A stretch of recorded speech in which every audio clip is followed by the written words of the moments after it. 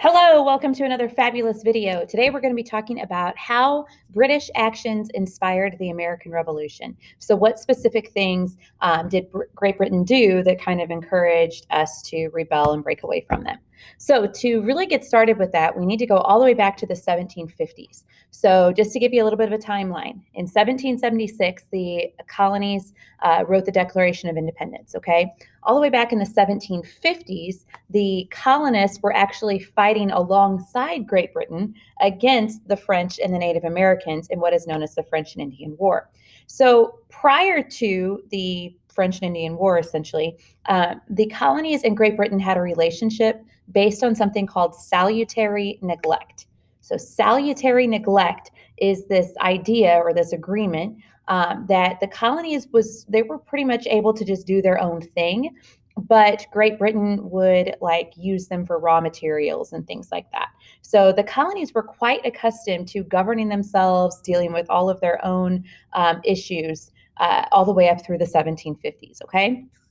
So when the French and Indian War is fought in 1754, basically the colonies are looking for help. Okay, they're fighting against the French and the Indians, and Great Britain sends over, some protection, the military, to protect their colonies. So as we all know, war costs a lot of money. So as the French and Indian War just rages on and on and on for years, Great Britain finds themselves in some financial hurt.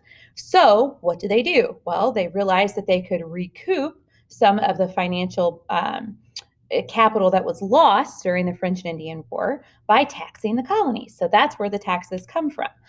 So some of the big taxes that really angered the colonists were the Sugar Act of 1764. So the Sugar Act not only taxed sugar, but it was pretty much anything that dealt with sugar. So like molasses and rum and all that kind of stuff.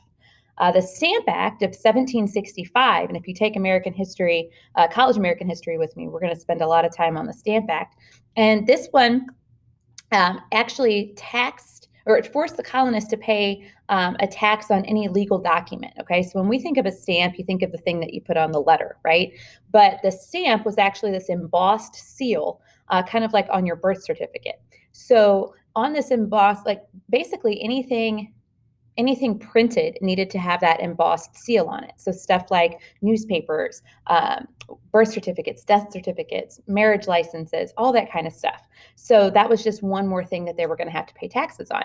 And the last one is the Tea Act. And the Tea Act of 1773 actually didn't increase taxes on British tea. It actually gave the East India Company, and we'll kind of sketch all this out in class, gave the East India Company a monopoly on tea in the colonies. Okay, so it's kind of like if you were the colonists and you had two options of tea. You had the Dutch tea and you had the British tea, and you're so used to buying the Dutch tea, and then all of a sudden the British tea is super super super super cheap and the Dutch tea is more expensive. You don't want to buy the British tea, you still want to buy the Dutch tea. But the colonists saw that as just another way of Great Britain trying to take away some of their freedoms.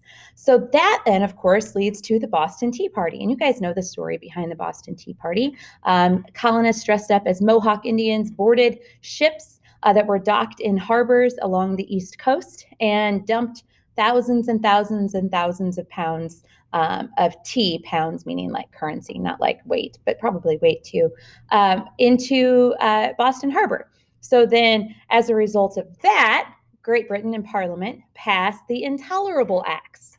And these were a series of acts that were kind of the goal of it was to rein the colonies back in. Because from the perspective of Great Britain in Parliament, the colonies were just going crazy. So they had to rein them back in. So as a result of the Intolerable Acts, then we see some kind of rumblings of independence. Like people start saying, you know what, we could kind of be our own thing. We don't need to be connected with Great Britain. So we had the emergence of this group called the Albany Congress. And they came up with this plan called the Albany Plan of Union, which was basically going to create this kind of like a colonial Congress almost of representatives from all the different colonies. But people didn't like that because they thought it was going to give too much power to a central authority. So I'm going to pause there with that video. If you guys have any questions, let me know.